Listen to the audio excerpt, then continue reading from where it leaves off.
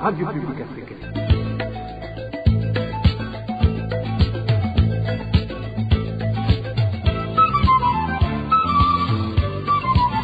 Radio Publique Africaine.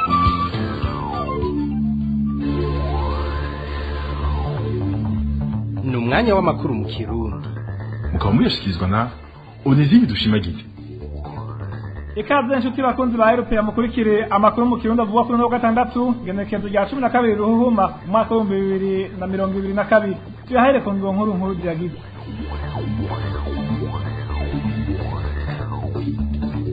Imbonakure zigera kuri 6 zo mu ntara ya Kirundo zarahagaritswe kuri uyu wa gatatu n'uburongoye iperereza muri yo ntara zija gufungirwa mu kibanza gushika ku kitaramenyekana. Zihogwa ko zasikuje mu mimenyerezo ya gisirikare kugira ngo zihanze bagenzi bazo mu gihugu ca Kongo y'intwaro rusangi guhiga abagwanyi b'umuharire ritabara. Musitanteri wa komine Gihanga mu ntara ya Bubanza aridogerwa n'abagendesha imodokari muri yo komine kabatoze amafaranga y'amakori yaho zihagarara ngo kandi tagituro kizwe n'amategeko kibarizwa muri yo komine. Mu kiganiro ku isoko cuno munsi dukijya nino itunganywa ry'inama rukokoma mu gisata c'indero mu Burundi. Inama itegekanijwe ku no mwaka kugira ngo itore inyishu ibibazo bihanze ico gisata. Aya n'ayandi ni mu kanya kaze mw'idomije.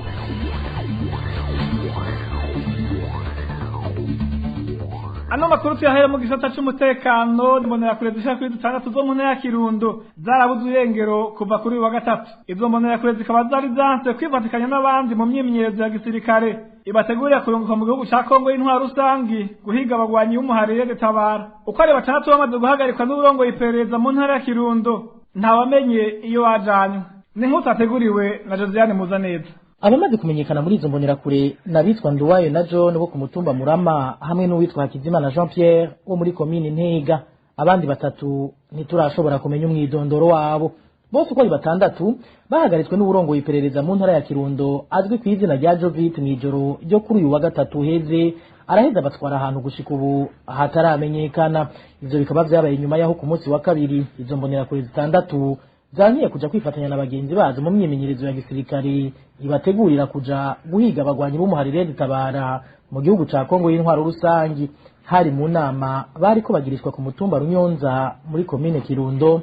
Inama yari ihagarikiwe n'umupolisi yitwa Claude hamwe na Shadrack batazira Kigingi arongoye Imbonerakure mu ntara ya Kirundo. Nkuko amakuru dukura mu Kirundo abandanya bimenyesha abo basore uko ari 6 ngo bavuze ko batemeye kuja kuruhama muri Kongo kubera ko bamaze kuronka amakuru avuga ko abarungitsweyo bapfirayo ku bwinshi. Aha mwomenya ko Imbonerakure zigera ku 100 arizo zimaze imvi yose ziriko zirategurwa kuri uyu mutumba Runyonza ngo zirungikwe mu gihugu ca Kongo. Arakoze Josiane Muzaneza. Mu gisata c'umutekano nyene abarundi bahungiye mu ikambi ya Rusenda muri Republika y'Intwaro rusangi ya Kongo ntibahengeshanya kwitabariza basaba ko umutekano wabo kubahirizwa mu gihe bamaye ko badurumbanywa bahohoterwa n'imigwi y'abamayimayi bo mu bwoko bw'ababembe ibasanga muri yo kambi je kubica no kubasahura.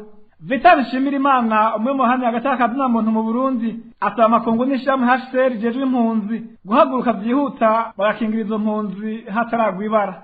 Tumukurikire. Subwa mbere izo mpunzi zo mu Rusenda zisemerera zisaba yuko zikingirwa. Hanyuma ivyo byose biriko biba mu gihe izo mpunzi zigeze gutegwa ikamanyora hakabamwo abarenga 40 bagandaguwe n'abagwanyi nk'abo bamayimayi canke abandi kandi n'ubu nta matohoza arigeraba. Mugabe ikibabaje cyane nuko kuva ico gihe tubona leta ya Kongo atangingo zifadika yigize ifata kugira ngo izo mpunzi zikingirwe. Kugira ngo bazikingire rero boshobora kuhashira abasirikare b'igihugu bahakinga ku mwanya bakashira benshi kandi bakaraba binjira n'abasohoka. Hanyuma ku rundi ruhande babonye yuko ibitero biguma bibandanya izo mpunzi bakazimura bakazishira handi muri ico gihugu nyene canke bakazironderera ikindi gihugu zijamwo. Hanyuma ico kwibaza kindi gituma izo mpunzi ziguma ziza guhamwa nabo bamayibayi n'abandi birafitaniye isano n'izo ngwano twumva ziriko zirakogwa hagati y'igisirikare c'u Burundi n'Imbonerakure hamwe nabo bagiye kugwana aho wumva abanyagihugu bo mu gihugu ca Kongo bataramenyekana igitigiri bamaze kuhasiga ubuzima. Hanyuma ugasanga izo mpunzi ziriko zizira ukwihorana ukuronderana kuri iyo migwi igwana. Hanyuma kandi ibi bintu tubona umengo ntibiriko biratorega umuti vuba kuko kugeza uno munsi nta muntu n'umwe mu bategetsi ba Kongo cyangwa mu bategetsi abategetsi b'u Burundi aremanga ivyerekeye ingwano ziriko zirabera muri ico gihugu. Rero kubona izo mpunzi zisanzwe ziri mu karere izo ngwano ziriko ziraberamwo, hategerezwa gufatwa ingingo zidasanzwe, hanyuma haba igihugu ca Kongo haba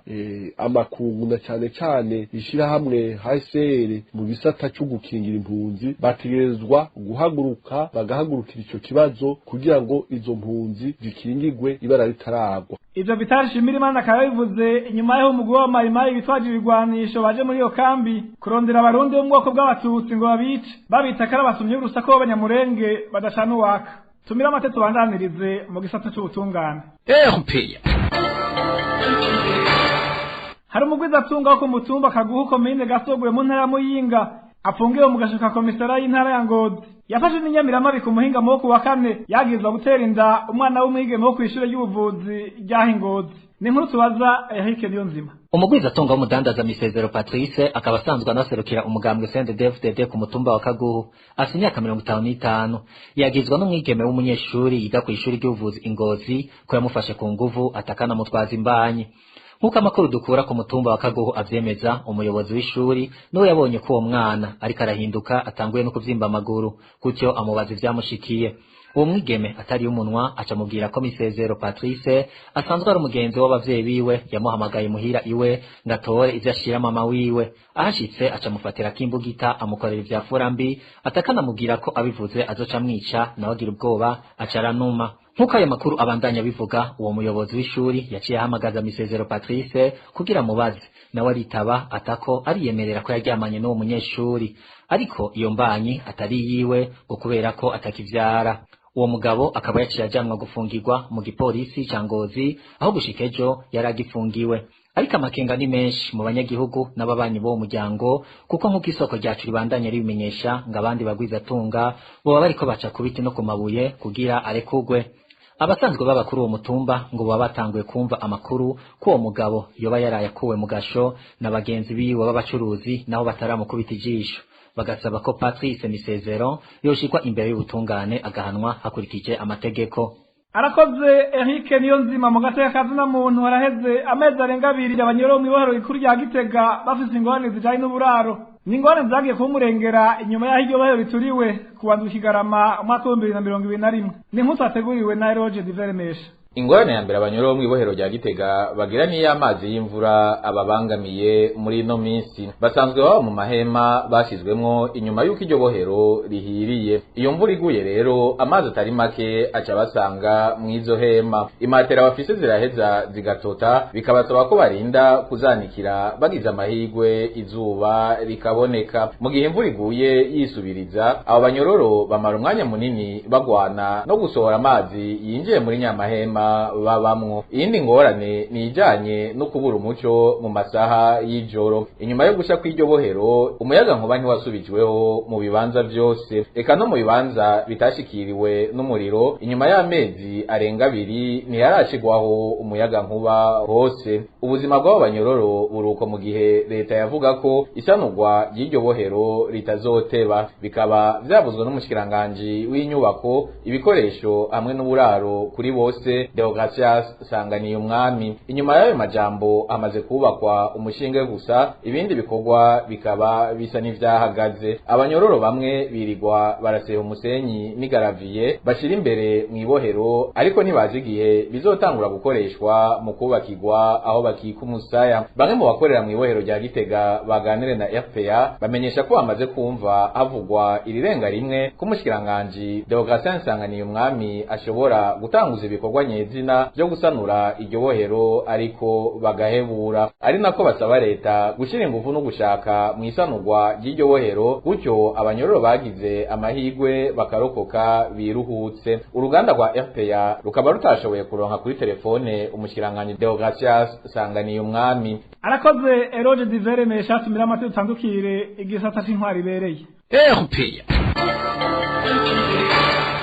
Musanteri wa komine Nyabihanga Ntuzwe n'Imana Adrie yaraye akombowe muri ayo mabanga. Mu rwandiko rwo kumukura rwagiye habona kuri wa gatanu, umushikiranganje w'intware yo hagati mu gihugu yamenyesheje ko iyo ndongozi ya komine Nyabihanga mu ntara ya Mwaro atashizewe n'abanyagihugu biturutse ku nyifato y'ibigayitsi. Ikindi ngo nuko iyo nyifato y'iyo ndongozi ibangamiye ubutunzi bw'ikigega ca komine Nyabihanga.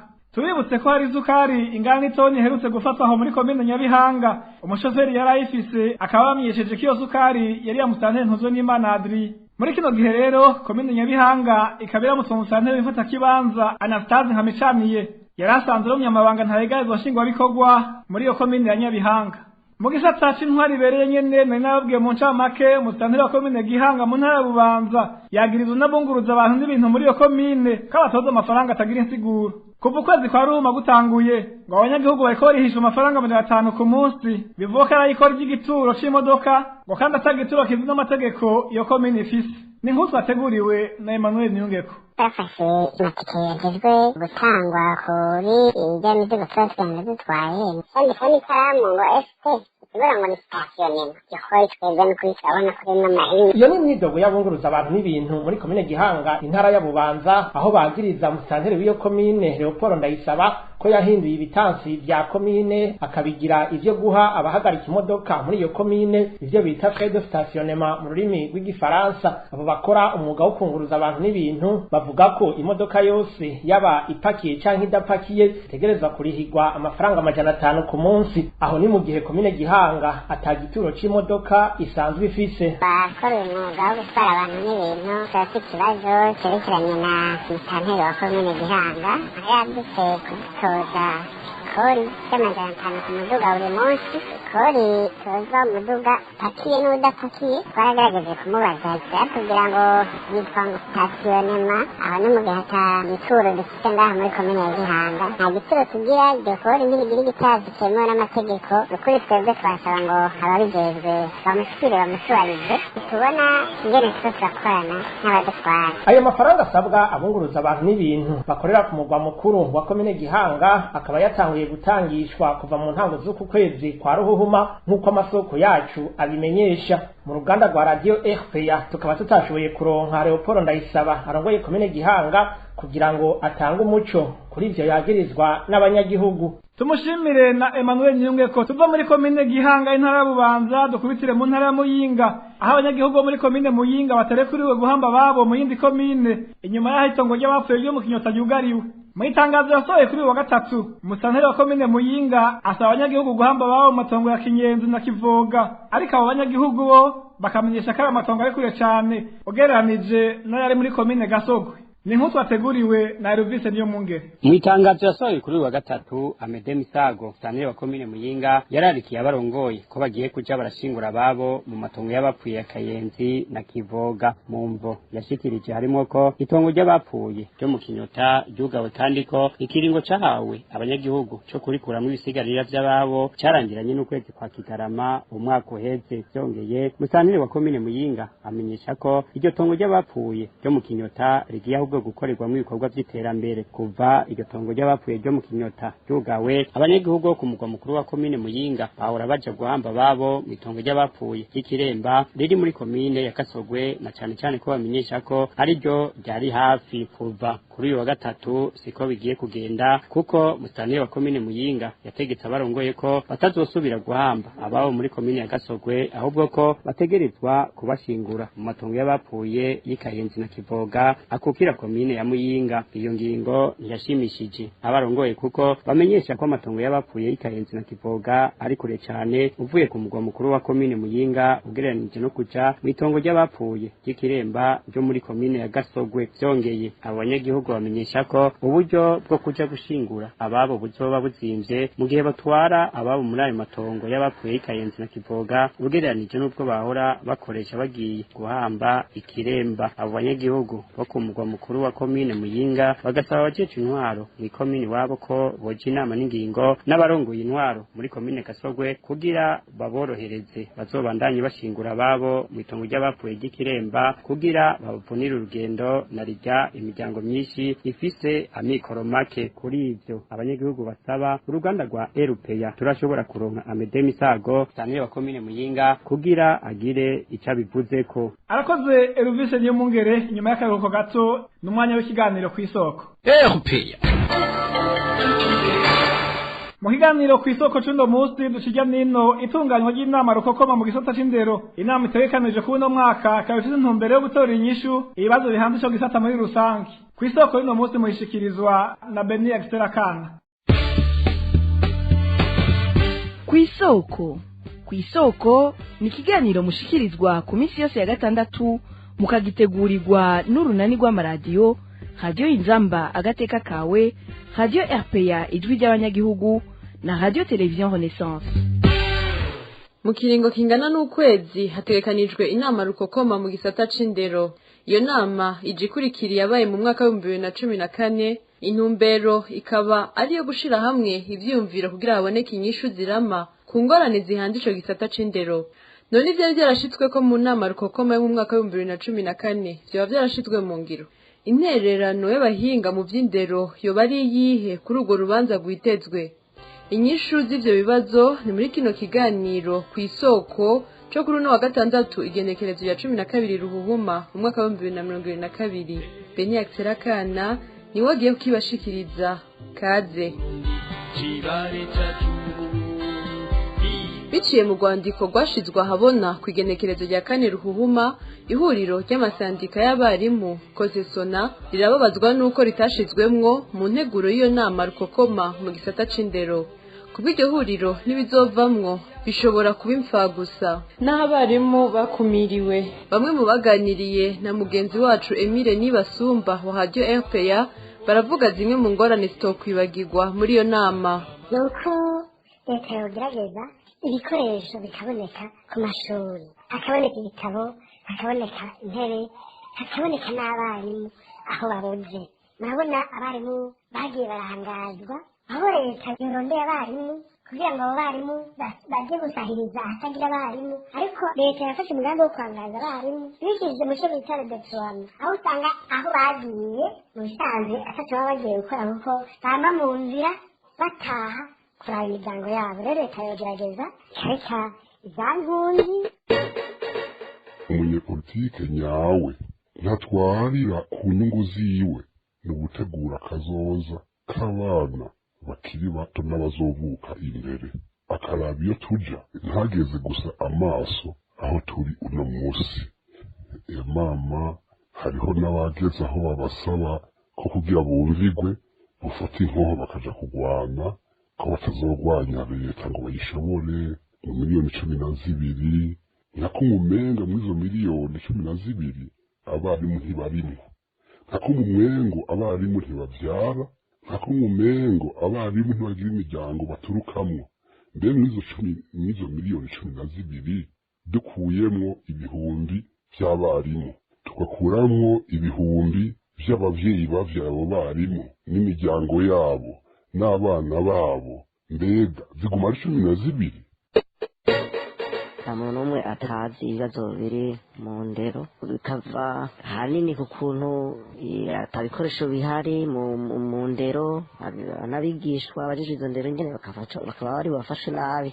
Muribuka ivy'amamitasi kubigisha bakorera bagakure, muribuka ivy'imishahara yabo. Benshi hari abantu bazi ngo abigisha baradugije imishahara ngo ijo bitaje isima salariale, ariko tugiye mu kuri harimwo uruhendo n'ibijya nk'ibintu ntivyabaye, kuko uwo muntu akudugije hanyuma yo wahora uduga ku mwaka n'amagarada agaca ahagarara. Jewe ku bwanje uwo bisubiza uko vyahora niko hombera kunguko, umuntu agasubira ku gade agasubira akakotwa. Mu nama rukokoma ijanye n'indero yo mu mwaka wa 2014, ibibazo bitari bike bihanze indero vyari vyashizwe ahabona. Ivyo ishirahamwe bafashe bige rivuga ko n'ivyari gukorwa vyari bitomoye. Mu kiganiro yahaye ikinyamakuru Iwacu, Cassien Ngashirahamwe arongoye iryo shirahamwe amenyesha ko inyishu zirama zari zarashizwe ku rutonde, ariko akababazwa no kubona zitagiye mu ngiro. Kugira rero ivyabaye mu mwaka wa 2014 ntibisubire, Libera Ntibashira kandi umuhinga mu gisata c'indero asaba abazoja muri iyo nama guha intumbero ibijanye n'ishuri muri rusange mu Burundi. Icoje imbere ni imigambi irashe yingene umwana tangwa ishure yo kwigishwa agaheza kaminuza afise ubumenyi bukwiye mu gisata yo bayarizemo. Umwana kw'ishure ntiyiga gusa ubumenyi bwo mw'ishure n'ubuhinga, ariga ningene yifata rundu ingorane ziri mu gihugu nivyo mubona biba mu mvugo biba mu ngiro hari igihe umuntu yibaza ko abariko baravuga baciye mu ishuri kugira abana bige neza nuko baronka abarimu banonosoye ibyo kwigisha nyine abategura naco nyene covugwa ingene umwarimu bamuhemba agashahara no kumworohereza akazi akora mu kumuronsa uburyo akoresha ivyo vyose biteza kwigwa kugira asubize iteka umwarimu bamuha ibikoresho bikwiye bamuha agashahara gakwiye bamenye yuko école fondamentale bitagenze neza gatoyi bige ingene vyosubirwamwo no gushiramwo mu bategura iyo nama rukoko abegwa n'ikibazo c'uburezi mu Burundi no kuvuga abahinga basanzwe bakora mu gisata c'ubushikiranganje bw'indero abaserukira amasendika y'abarimu abigisha muri kaminuza abaserukira abavyeyi kugira bashobore gushikiriza ingene babona ingorane ziri mu gisata c'indero zifashe ntibashiremo ibintu vya politike ngo batumirwa bave mu mugambo umwe canke batumirwa bavuga rumwe na leta gusa ntihagire n'umwe atinya kuvuga ukuri hanyuma bavayo bapfunditse inyishu zirashe ku bibazo vyose bihanze ikibazo c'indero umukuru w'igihugu wenyene yoca araba abashoboye gushira mu ngiro ivyo bibazo baba bapfunditse aca baha ico kibanza na directive yuko mu myaka 2 boba baheje gushira mu ngiro byinshi muri ivyo hanyuma bashireho n'umugwi wigenga wokurikirana ingene iyo fedorut iri kwirashirwa mu ngiro. Murahejeje kwiyumvira ko impande zose zegwa n'ico kibazo zisabwa gusubiramo ibijanye n'indero mu ishure kugira hazoramugwe abantu b'incabwenge bashobora gutorera umuti ibibazo bihanze igihugu kandi barangwa n'ingendo y'ubuntu. Ni na hano duciye dusozerera kino kiganiro Benyak Serakana nije nakibashikirije naho ubutaha. Cari kiganiro kw'isoko. Arakoze Bera Serakana murakoze mwese mwakurikiye no makuru akaba ari hano agarukiye Onezime dushemagize n'abateguriye ndabaseze ndayifuriza koranirwa bagira umunsi mwiza w'akaruhuko.